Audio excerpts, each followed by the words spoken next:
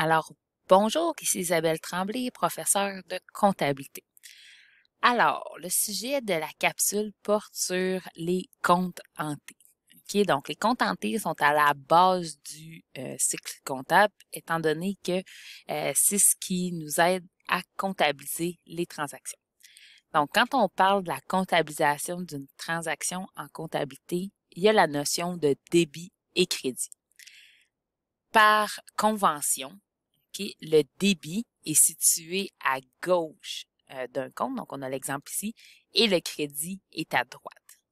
Donc, quand on prend un compte en T ici, le côté gauche est le débit et le côté droit est le crédit.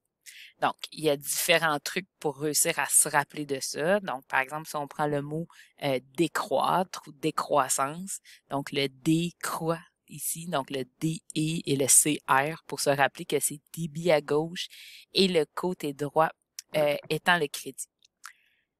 Donc, en se basant sur la notion de débit et crédit et en revenant à notre équation comptable, c'est ce qui nous permet en fait de déterminer si on va débiter ou créditer un compte. Donc, vous voyez ici, on a l'image de l'équation comptable. Donc, ici, on a l'actif qui est égal au passif et aux capitaux propres. Donc, ce qu'on veut, c'est que le débit soit toujours égal au crédit et que l'actif soit toujours égal à la somme du passif et des capitaux propres. Donc, quand on a un compte d'actifs, les actifs vont augmenter au débit. Les actifs, par opposition, vont diminuer au crédit. Donc, un actif augmente au débit, il diminue au crédit.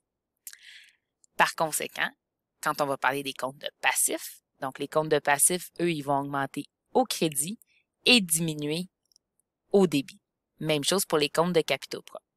Ce qui fait en sorte que quand on augmente un actif, donc par exemple, si on fait l'acquisition de fournitures de bureau, à crédit, donc on augmente aussi notre passif, notre actif va être égal à notre passif et le débit va être égal au crédit, étant donné qu'on va augmenter notre actif du même montant qu'on va augmenter notre crédit. Donc, le débit va être égal au crédit. Donc, c'est par convention, si on résume, c'est par convention que la colonne de gauche est un débit et c'est par convention que la colonne de droite est au crédit. Donc, c'est important que le total des comptes débiteurs soit toujours égal au total des comptes créditeurs. Et c'est cela. OK? Donc, maintenant, pour comprendre tout ça, le mieux, c'est de faire un exemple.